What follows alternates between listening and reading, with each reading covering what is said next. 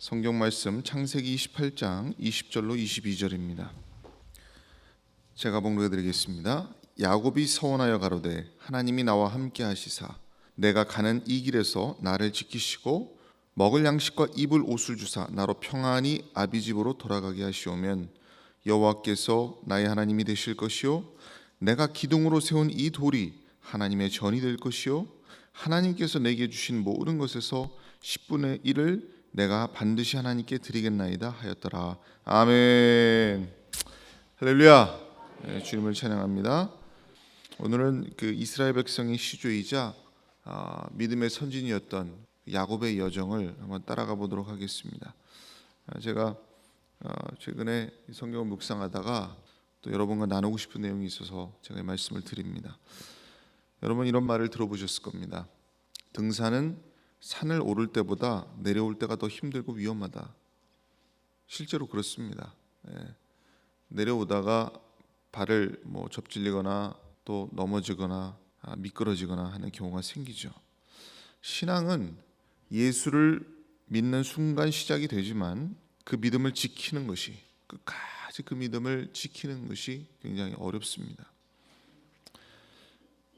야곱의 신앙은 어디서부터 시작이 되느냐?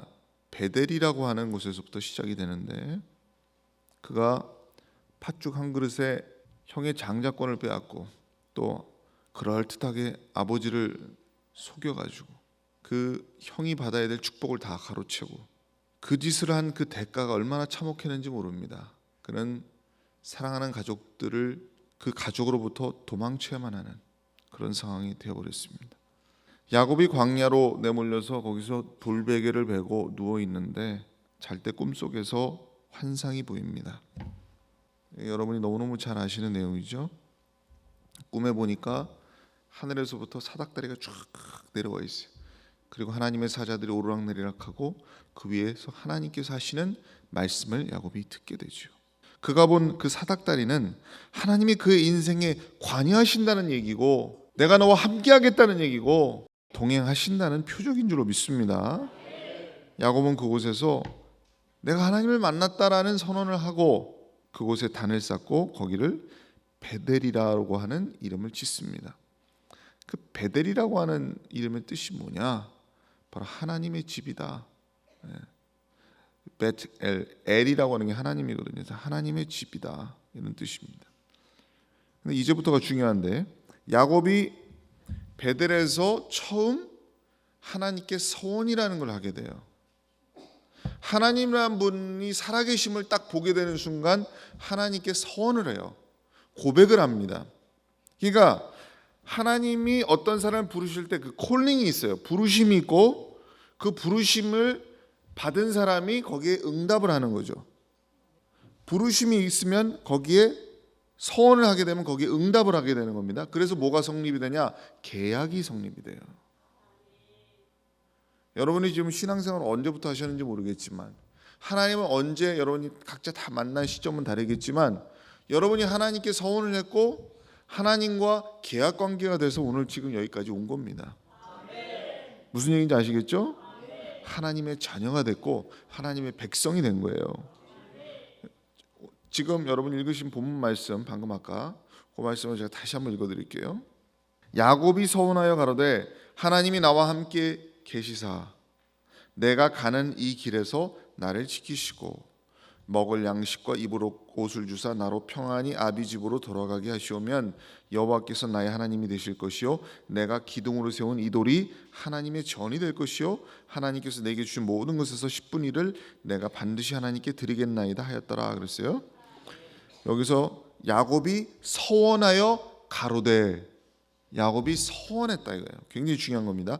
하나님의 콜링에 응답했다. 그리고 여기서 계약이 성립이 됐다. 여기 보면은 이 서원 속에 야곱의 신앙 경로가 계시되어 있는 거예요. 그러니까 베델에서 그곳을 베델의 이름 짓게 되고 그 베델에서부터 시작해서 다시 내가 돌아오겠다. 그래서 여기를 하나님의 전으로 삼겠다. 그건 뭐예요? 베델에서 시작해서 베델로 돌아오게 되는 그 신앙 경로가 이미 여기 계시가 되어 있어요. 그리고 돌아와서 내가 하나님께서 나에게 하신 약속을 기억하고 자기도 그 소원을 충실하게 갚겠다, 이행하겠다 이런 얘기를 하고 있는 거예요. 제가 여러분에게 묻고 싶은 거는 여러분의 베델이 어디 있는지를 분명히 여러분이 알고 계셔야 됩니다. 진짜 크리스찬, 진정한 신앙인에게는 다 베델이 있어요. 누구나 하나님을 처음 만난 시점이 있어요. 아, 하나님이 살아계시구나. 그분을 바라보면서 내가 회개를 했고 주님을 영접하게 됐고 거듭나게 됐고, 내가 하나님을 인격적으로 영접하는 순간 무슨 일이 벌어졌어요? 여러분 안에 하나님의 집이 생겨버렸잖아요. 그리고 여러분은 하나님께 예배하는 삶을 살게 되었잖아요. 네. 깨달으시길 바랍니다. 네. 여러분이 정말 베델에서 야곱이 서원을 하듯이 우리가 주님을 만났을 때 믿음의 고백을 하게 되었습니다. 이제부터 주님의 자녀로 살겠습니다. 내가 이제 십자가를 지겠습니다. 내가 죄를 멀리하겠습니다. 주님의 제자가 되기를 원합니다. 이런 결심과 고백들이 그때부터 쫙 흘러나왔던 거예요. 그게 여러분의 소원으로 지금까지 있었기 때문에 지금 여러분의 신앙이 지속 가능했던 겁니다. 주님, 제 사는 날까지 믿음을 버리지 아니하고 나와 내 집은 하나님만 섬길 것이고 우상을 멀리할 것이며 예배하는 삶을 살겠습니다. 나의 목적지, 나의 본향은 천국입니다. 이런 고백들이 있었죠. 그게 다 바로 여러분의 소원들이라는 거예요. 그럼 베델에서 소원을 시작해서 그 소원이 베델에서 다 완성이 돼야 돼요. 다시 돌아오겠다 그랬으니까. 만약 야곱이 그게 언제가 될지는 모르지만 자기가 소원한 대로 다시 베델로 와서 그 단을 쌓은 곳에서 다시 예배를 드릴 수 있다면은 그건 무엇을 의미합니까? 아, 주님의 약속대로 내가 이렇게 되었습니다. 하나님이 이 모든 것을 다 이루셨습니다라고 선언하는 고백이 되겠죠. 그 첫사랑의 소원의 마음, 그 베델의 마음을 유지하고 살기가 쉽지가 않아요. 그 계시록의 에베소 교회가 너 첫사랑을 잃어버렸다, 하나님 책망하시지 않습니까? 저는 우리 사자교회의 신앙이 베델에서 시작해서 베델에서 끝나기를 원합니다. 예수로 시작해서 예수로 끝나기를 원합니다. 여러분, 여러분이 처음 가졌던 그 마음, 예수님께 했던 그 서원을 잊지 마세요. 근데 그 서원을 보면 거창한 게 아니에요. 뭐라고 돼 있느냐? 내가 가는 이 길에서 나를 지키시고, 나를 지켜달라 이거죠. 먹을 양식을 달라, 그 다음에 입을 옷을 달라, 그리고 나로 평안히 집으로 돌아가게 하시오면, 나로 안전하게 평안하게 여기까지 다시 오게 하나님이 도와주신다면, 이게 야곱의 소박한 원함이었어요. 이렇게만 해주신다면, 나 먹을 거 주시고 입혀주시고 평안히 돌아가게만 해주셔도 저는 평생 동안 하나님을 섬기고 살겠다, 이런 고백을 하는 건데, 야곱의 꿈은 소박했을지 몰라도 하나님의 계획은 원대했던 겁니다. 하나님은 그를 야곱이 아니라 이스라엘로 부르시기 원하셨고, 그는 장차 하나님과 씨름하여서 이길 사람이고, 그의 후손을 통해서 누가 나오세요? 그의 후손을 통해서 메시아 예수 그리스도가 나오셔야 돼. 그러니까 하나님은 원대한 계획을 갖고 지금 한 인간을 콜링하고 있는 거거든요. 그 계획을 위해서 하나님은 한 인간 야곱을 단련하실 뿐만 아니라 지켜보시고 인도하실 것입니다. 하나님이 인도하신다고 하는 것은 하나님이 참견하시겠다는 뜻이에요. 여러분, 부모라는 존재는 친구와 다릅니다. 여러분, 이 세상에서 가장 특별한 관계가 부모와 자식과의 관계인데, 친구는 교제하고 조언을 해줄 수 있지만은 부모는 자녀를 교육하는 것입니다. 가르치는 위치에 있어요. 그래서 잘못 가면 야단도 치고, 누구보다도 자식에게 관심을 가지고 그를 사랑하고 지켜주게 돼 있죠. 왜냐? 거기 핵심은 뭐냐? 자녀가 부모의 모든 것을 상속받게 되는 관계이기 때문에 그래요. 부모가 이룬 모든 것이 자녀에게 전수가 되고 이전이 되는 겁니다. 상속인에게 참견을 안 할 수가 있어요? 내 모든 것을 물려받게 생겼는데 참견해야지. 하나님의 기업을 이어받을 야곱에게 엄청난 참견이 시작이 되는 겁니다. 하나님은 자신의 택한 백성에게 눈을 떼지 않으세요. 여러분에게 눈을 떼지 않습니다. 불꽃 같은 눈동자를 여러분 보시게 돼 있어요. 그래서 신명기 32장 9절로 10절에 보니까 여호와의 분깃은 자기 백성이라 야곱은 그 택하신 기업이로다. 여호와께서 그를 황무지에서 짐승이 부르짖는 광야에서 만나시고 호위하시며 보호하시며 자기 눈동자같이 지키셨도다. 그랬어요. 제가 신앙생활하는 분들을 보면 그 중에 하나님은 우리에게 한 번도 눈을 떼신 적이 없는데 계속 우리를 찾고 부르시고 계속 우리를 바라보고 계심에도 불구하고 하나님만 짝사랑하고 있어. 정작 자기는 하나님이 눈동자같이 보고 계신데도 하나님께 관심이 없고 하나님을 찾지도 않고 부르지도 않고 기도하지도 않고 하나님을 향해 시선을 두지 않는 사람들이 있습니다.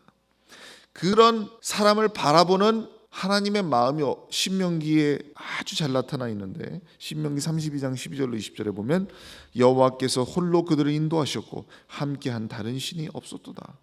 여호와께서 그로 땅의 높은 곳을 타고 다니게 하시며 밭의 소산을 먹게 하시며 반석에서 꿀을 굳은 반석에서 기름을 빨게 하시며 그러한데 여수룬이 살찜에 발로 찼도다. 이 여수룬이 뭐냐면 이스라엘을 하나님이 아주 사랑스럽게 그 애칭으로 부르실 때 나오는 이름이 여수룬이에요. 여수룬이 이스라엘이라고 생각하시면 됩니다.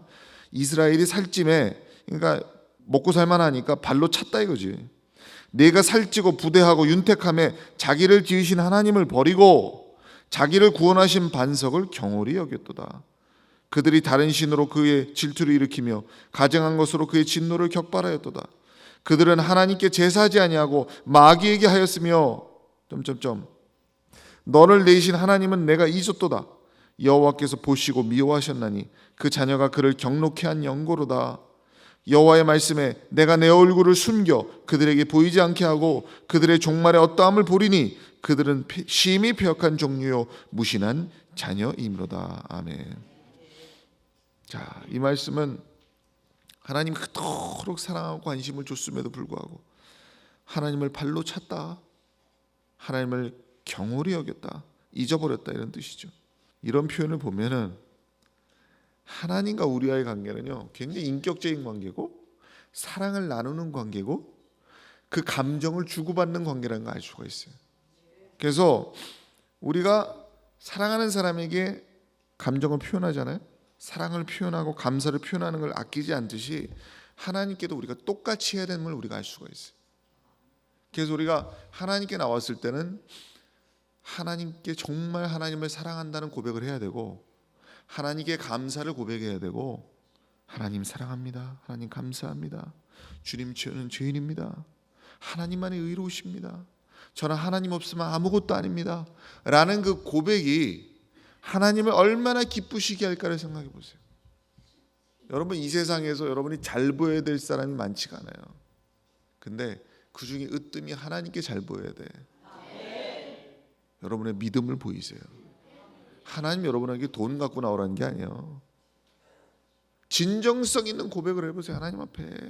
그리고 그 중심대로 행동해 보세요. 하나님이 축복을 안 해줄래 안 해줄 수가 없는.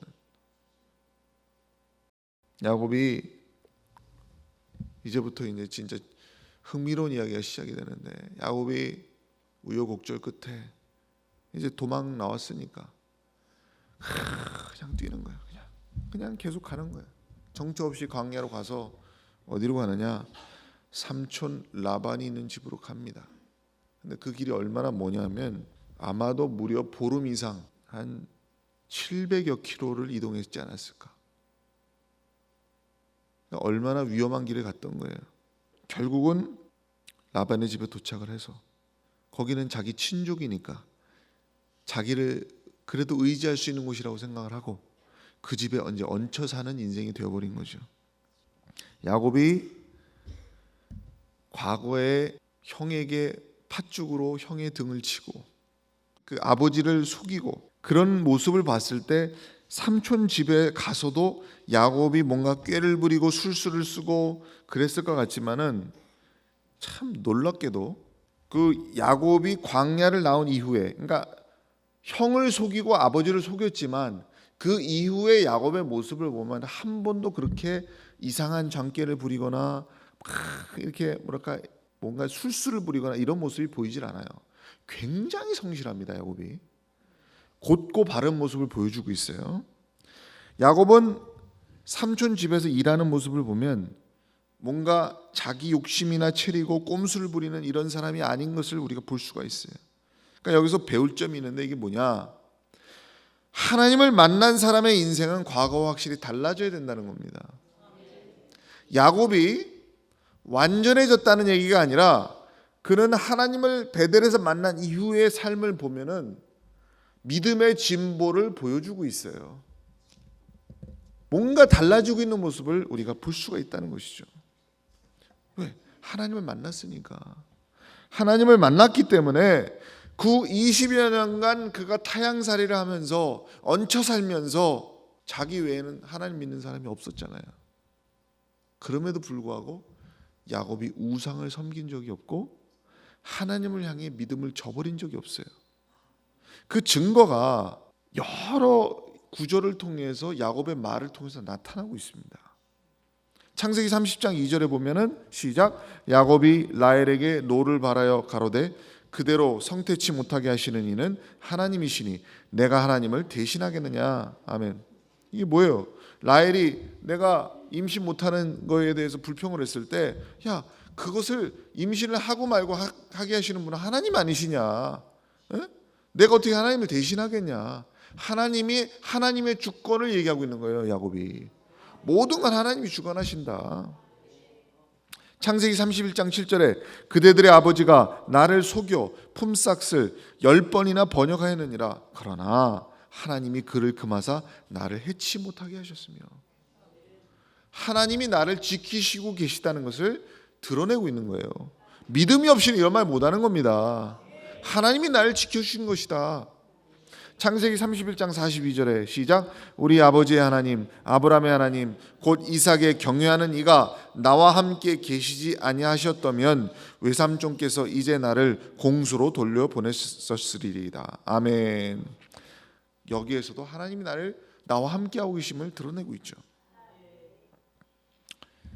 사실 야곱이 삼촌 집에서 가장 힘들었을 일은 무엇일까? 영적인 부딪힘이 가장 힘듭니다. 왜?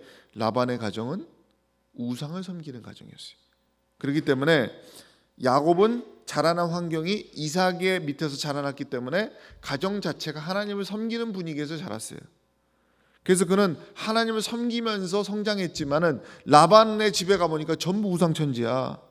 그걸 어디서 알 수 있냐면은 그 라반의 딸 라헬이 결국 나중에 야곱의 부인이 되잖아요.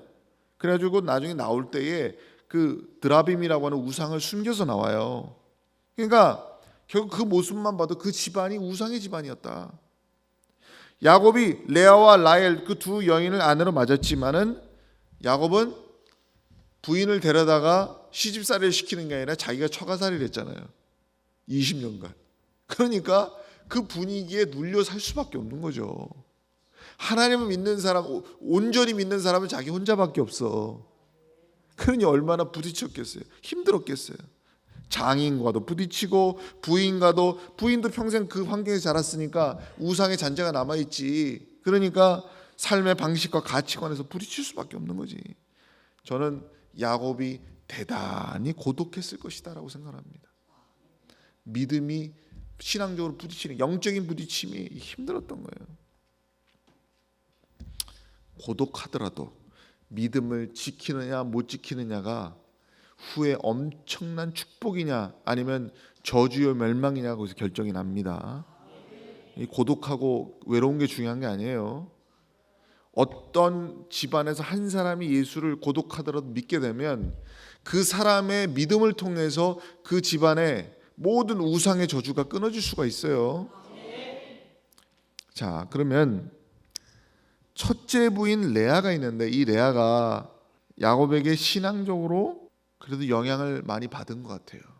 그래서 레아는 자식을 낳으면서도 하나님에 대한 그 얘기를 합니다. 그런데 라헬은 나중에 나올 때 드라빔을 숨겨서 나오는 거 보면 라헬은 여전히 하나님을 온전히 섬기는 사람이 못 됐던 거예요. 근데 야곱은 라헬을 사랑했거든 사실은. 그렇잖아요. 근데 가장 사랑하는 여자가 하나님을 온전히 따르질 않아. 그러니까 사실은 마음은 라헬에게 가 있지만 영적으로는 라헬하고 안 맞았다는 얘기예요. 불편했다는 얘기지. 여러분, 부부가 영적으로 핀트가 안 맞으면 되게 힘들어요. 교회에선 은혜를 받는데 집에 가서는 가치관이 다르다? 아니면 남편이 예수를 안 믿는다. 그러면 굉장히 힘들어지죠. 부인이 예수를 안 믿는다. 굉장히 힘들어지죠. 자녀 교육에 놓고도 한쪽만 예수를 믿는다 그러면 어느 한쪽은 신앙적으로 양육하기 원하는데 어느 한쪽은 전혀 다른 생각을 갖고 있어. 그러면 굉장히 부딪힐 수밖에 없죠. 그래서 어느 분은 저한테 이런 분이 있어요. 목사님, 저는 집에 가면 너무 힘들고 외롭습니다. 저의 부모님도 예수를 안 믿으시고 저의 형제들도 예수를 안 믿으니까 오직 저만 신앙생활을 하기 때문에 저는 집에 가면 외톨이고 고독해요라고 얘기하시는 분이 계시는데 정말 그분들을 위해서 제가 기도합니다. 그분들에게 하나님의 위로가 충만히 임하기를 축원드립니다. 여러분 끝까지 그 믿음을 지키셔야 돼요. 야곱이 그러했었다 이거예요. 두 번째 야곱에게 어떤 시련이 있었냐? 육체적 시련이 있어요.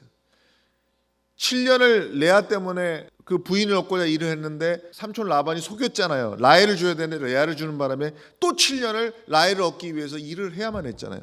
도합 14년을 삼촌 집에서 노동을 했어요. 정말 고된 노동이었습니다. 그 집안 전체를 관리하고 가축을 다 키우고 하는 일을 야곱이 했다는 것이죠. 이거는 왜 그러냐? 원인이 여러 가지가 있습니다만은 야곱이 형 에서를 등쳐먹었기 때문에 하나님이 너도 똑같이 당해봐라 그러고 하나님께서 그렇게 하시는 거거든요. 그러니까 하나님 공짜가 없어.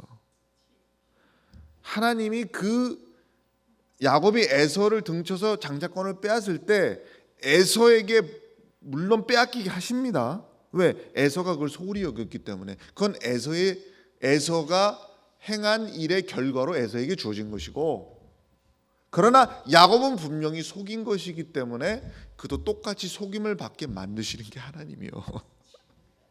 무서운 거예요 이게. 그래서 결국은 한 번 속았죠. 그래서 7년을 또 봉사를 했어요. 근데 라반의 입장에서는 또 어떻게 되느냐? 야곱이 일을 너무 잘해. 너무 확실해.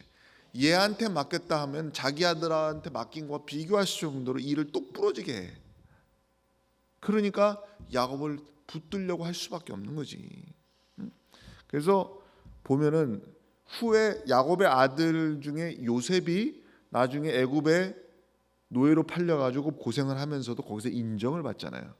그것도 요셉이 야곱의 그 성실한 기질을 타고 받았기 때문에 그래요. 어디 가서든 뭐든지 하여튼간에 성실하고 현명하고 손을 대면은 아주 똑부러지게 일을 해내는 타입이거든. 그러니까 이게 그 집안을 통해서 이걸 볼 수가 있는데, 물론 야곱이 공짜로 일한 건 아닙니다. 임금을 받았어요. 라반이 임금을 줬습니다.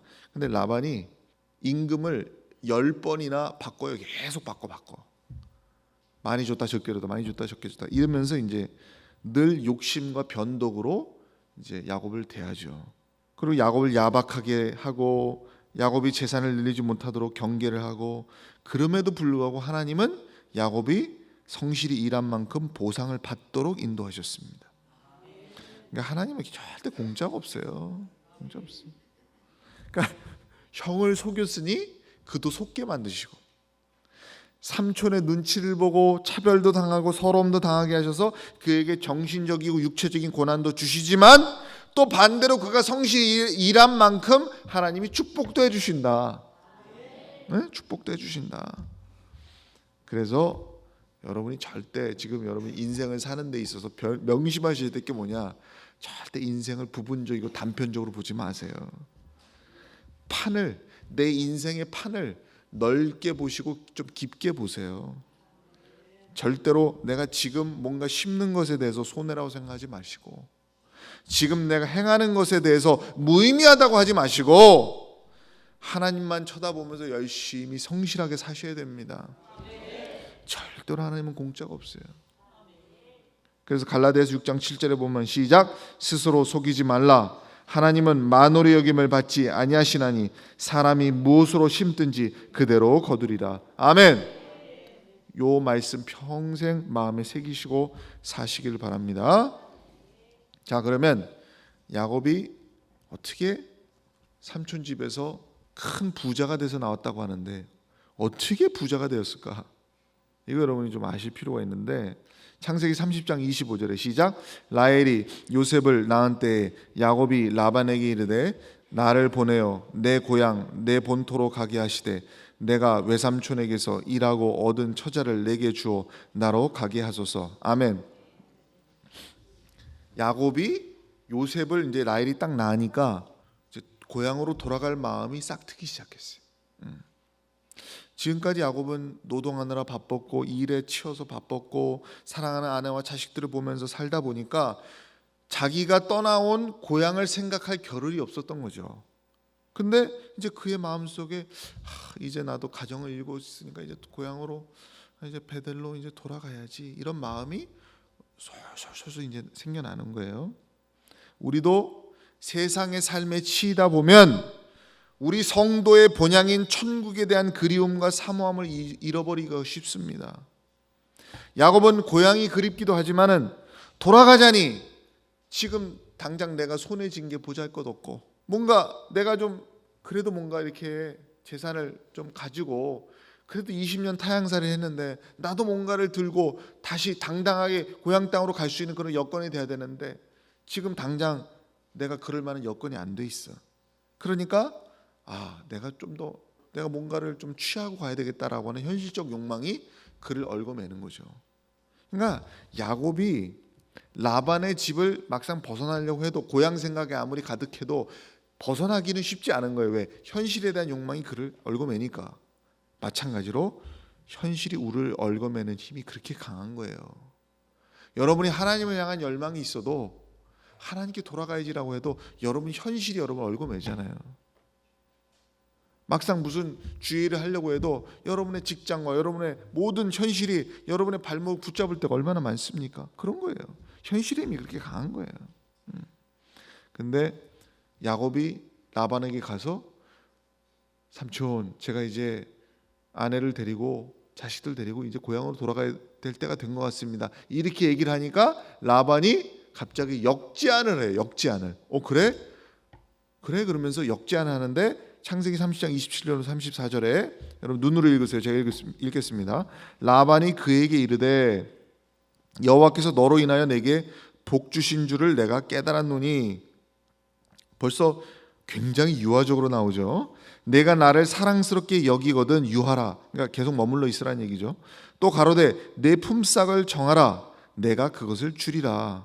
이제는 네가 원하는 대로 내가 품삯을 주겠다 이 얘기죠. 야곱이 그에게 이르되 내가 어떻게 삼촌을 섬겼는지 어떻게 외삼촌의 짐승을 쳤는지 외삼촌이 아시나이다. 그러면서 얘기를 하니까 라반이 가로되 내가 무엇으로 내게 주랴.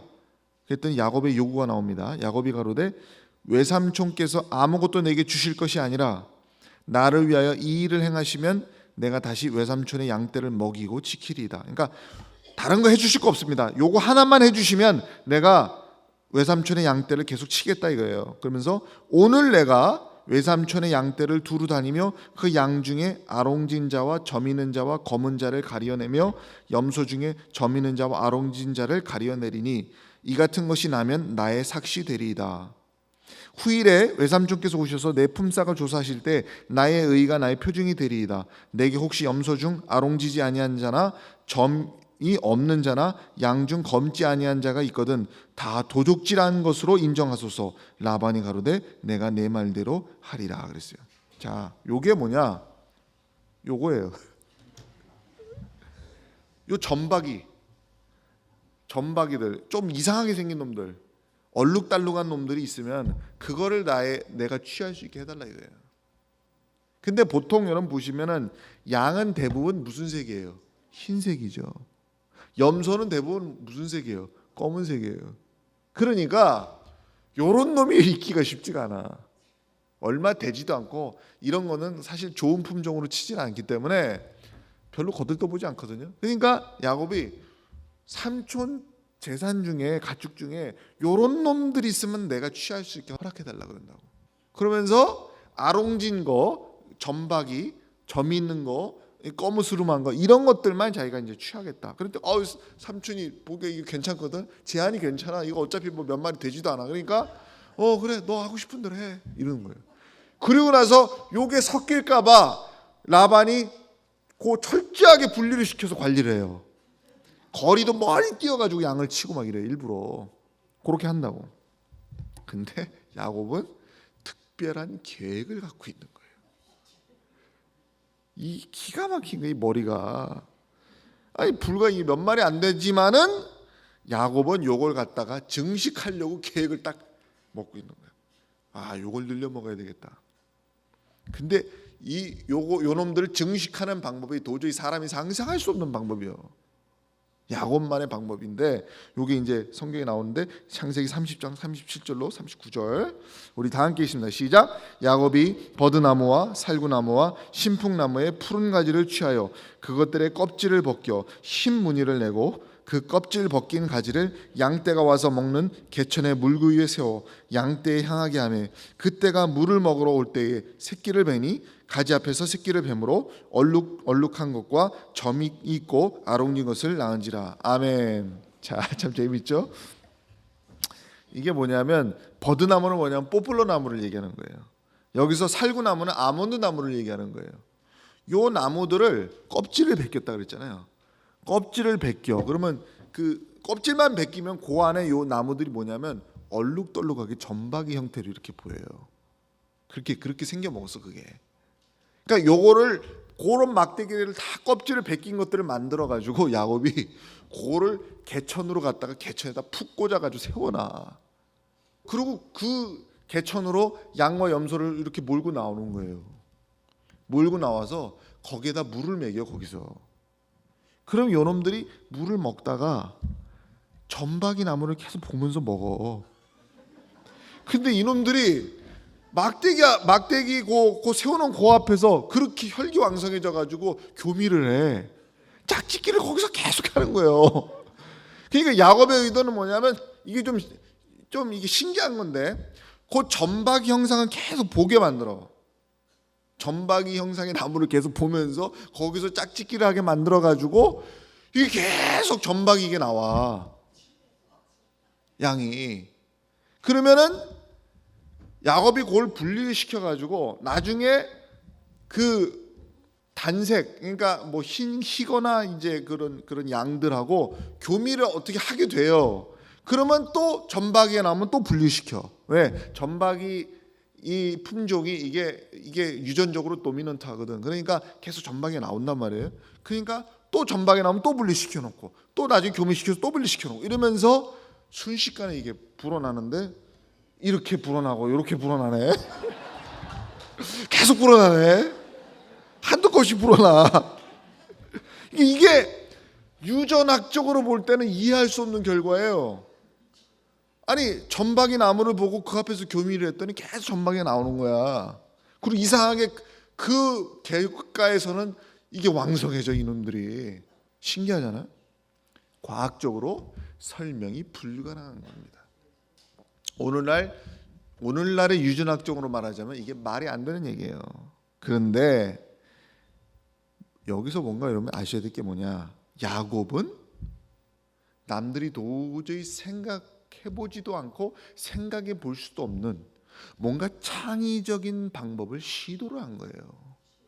누가 이거 가르쳐 준 게 아니야. 야곱은 일단 절박했어요. 그리고 야곱은 뭔가를 해야만 했어요. 그렇기 때문에 뭔가를 시도하겠다는 게 이렇게 시도를 했는데 재미있는 건 뭐예요? 하나님은 야곱의 그런 행위에 개입을 해가지고 야곱의 방식대로 되도록 기적을 만드신다 이거야. 이게 하나님이에요. 여러분 이럴 때 없으세요? 아니 내가 똑똑해서 잘나서가 아니야. 내가 이게 꼭 잘해서가 아닌데 하나님이 그 길을 여실 때가 있잖아요. 그게 돼. 내가 완벽해서 뭔가 이게 딱 세팅을 안 해놨는데도 불구하고 그 일이 되게끔 만드신 적 있어요 없어요? 있잖아. 있거든. 내 방식이 옳아서도 아닌데도 불구하고 하나님이 거기에 개입하시면 일이 되게 돼 있다니까. 되게 돼 있어요. 그래서 우리가 성경에 보면은 놀라운 기적들이 이해할 수 없는, 우리가 이해하기 어려운 행동들을 매개로 해서 일어나는 경우가 있어요. 예를 들면 항아리에다 물을 부어라라고 했을 뿐인데 거기서 포도주가 나오잖아요. 예수님은 땅에 진흙을 갖다가 침을 뱉어가지고 이렇게 버무려가지고 사람 눈에다가 붙였을 뿐인데 장님이 눈을 떠버리잖아. 그게 무슨 과학적으로 무슨 설명이 되는 얘기입니까? 이해할 수 없는 행동을 매개로 기적이 나타나더라 이거야. 그게 그래서 기적인 거지. 사람이 할 수 없는 일을 하나님이 하시기 때문에. 무슨 일이 있었냐면은 얼마 전에 워싱턴에서 연락이 왔어요. 워싱턴의 어느 성도님이 지금 이 영상 예배를 같이 드리는 분이 있어요. 영상으로 이제 같이 예배를 드리는데 제가 이제 예배 말미에 기도할 때 병 낫기를 위해서 기도할 때가 있지 않습니까? 근데 이분이 같이 예배를 드리면서 기도하는 그 기도에 같이 기도를 하는데 그 자리에서 자기 병이 고침을 받았어 이분이. 그래가지고 헌금을 보냈어요. 감사하다고. 그거 제가 한 거 아닙니다. 저는 그분들을 위해서 기도한 거예요. 근데 하나님이 역사하신 거지. 고치신 분은 하나님이시죠. 왜? 그분의 믿음을 보시고 하나님 역사하시는 거예요. 주님은 반드시 살아계십니다. 믿음대로 될 줄로 믿습니다. 네, 사람이 하는 게 아니에요. 사람이 하는 거 믿는 게 아니에요. 지금 우리가 저 위에 있어요. 위에. 야곱은 순식간에 이렇게 돼버렸으니까 라반이 위협을 느끼는 거지. 야, 이놈 봐라. 나보다 더 많네 이제. 이렇게 된 거예요. 에? 여러분 여기서 야곱이 나중에 이름이 뭘로 바뀌어요? 이스라엘로 바뀌잖아요. 그 이스라엘 이름이 오늘날 이스라엘 저 이스라엘 이름이 된 거 아닙니까? 에? 이스라엘의 조상이 야곱이요. 그걸 생각할 때 오늘날 저 이스라엘이 초토록 강력하게 세계를 지배하는 이유를 여러분 찾아봐야 돼요. 야곱이 가졌던 그 기질이 지금 유대인에게 있는 겁니다. 그대로 가는 거예요. 그들이 전 세계를 지금 리드하고 있어요. 세계 모든 정세를 주무르고 있잖아요. 경제를 그들이 또 주무르고 가장 많은 노벨상을 배출하고 전 세계 제일 부자는 다 유대인들 아니에요. 유대인 아닌 사람이 없어. 이스라엘이 중동에 박힌 작은 강원도만한 땅덩어리인데 그 나라가 석유 한 방울 안 납니다. 이스라엘 오면 석유 나는 줄 알아서 석유 안 나요. 근데 그 사람들은 자원을 뭘로 생각하느냐? 이 하나님 키파 쓰고 다니죠. 내 머리 위에 하나님이 계시다는 사상으로 사는 사람들이에요. 거기에다가 자신들의 자산은 하나님이 주신 이 지혜라고 생각하는 거예요. 그 지혜가 어디서는 야곱의 지혜예요. 이게 사실 지혜라고 말할 수 있는 건 아니지. 하나님 믿는 믿음에서 나오는 거지. 그리고 그들의 도전 그리고 창의성이에요. 남들이 하지 못하는 걸 하거든. 그래서 이스라엘의 그 작은 나라가 중동에 보세요. 기름만 나면 뭐해? 그 뭐 변변한 기업이라도 있습니까? 이스라엘은 그 창업 시스템이 엄청나가지고 그 기발한 기업들이 많이 나오죠 거기서. 그래서 모든 분야에서 다 타고 그래. 지금 우리가 보는 헐리우드 영화들이 전부 유대인 시스템에서 나오는 것들입니다. 모든 영화사가 다 유대인 소유고요. 그 특수효과, 뭐 감독들 전부 거의 다 유대인들이 다. 그래서 다 선조 야곱을 닮아가지고 이렇게 창의적이요. 그 껍질 벗겨서 나무 세워놓는 거 보세요. 엉뚱한 상상인데 이걸 하는 거야. 그리고 야곱의 그 성실하고 악작 같은 모습. 7년? 내가 저 라헬을 얻기 위해서 내가 7년 동안 또 일한다. 집요하게 일을 하는 거야. 그래서 라헬을 취하는 거야. 성실하고 창의적이고 집요한 사람은 이길 사람은 없어요. 야곱이 그런 케이스의 표본인 거예요. 끝까지 해내거든. 하나님 그런 사람 사랑해요. 저는 하나님이 어떤 사람을 사랑하는지 어떤 사람의 복을 주신지 읽은 사람이에요. 왜? 달란트 비유에서 딱 나와요. 하나님은 얼마를 뿔켰느냐가 꼭 중요한 게 아니에요. 하나님이 제일 싫어하는 사람은 주인한테 받아가지고 그대로 땅에 묻어뒀다가 다시 주는 사람 제일 싫어해. 하나님은 뭔가를 시도하고 노력한 사람을 하나님은 제일 기뻐하게 돼 있어요. 줘도 그런 사람한테 축복을 줘. 하나님은 찾는 사람은 그런 사람입니다. 하나님은 제가 보니까 하나님은 착한 사람은 별로 안 좋아하더라고. 현명한 사람을 좋아해요. 현명한 것, 비둘기같이 순결한 것만 찾는 게 아니에요. 뱀같이 지혜로운 게 같이 결합된 사람을 좋아해. 뭐 순결만 하면 뭐해? 약해 빠져가지고 마귀한테 덥석 먹혀버리는 게 무슨 소용이 있어요? 강해야죠. 강해야지. 뱀같이 지혜로워야지. 근데 야곱을 보니까 그 두 가지를 다 갖췄어. 그러니까 이거 하지. 이거 요게 한 마리가 이렇게 된 거예요. 이거 아무나 하는 거 아닙니다, 여러분. 예? 대단한 겁니다. 말씀을 정리합니다. 정말 다음부터 재미있는 이야기가 시작이 되는데 다음에는 제가 베델로 이제 돌아가는 여정 가운데 있었던 기가 막힌 일들을 제가 설명을 해드릴 거예요. 말씀을 정리합니다. 여러분 야곱처럼 베델의 서원을 품고 계십니까? 여러분 신앙을 복귀해 보세요. 내가 어디서부터 시작했지? 내가 하나님을 정말 사랑하고 만났을 때 어떤 고백들을 내가 했었지? 내가 하나님의 콜링에 나는 어떻게 부르시면 응답했었지? 그 응답한 내용을 지금 내가 다시 복귀해서 내가 다시 잃어버렸던 첫사랑을 회복해야 될 줄로 믿습니다. 그래서 정말 하나님은 공짜가 없다.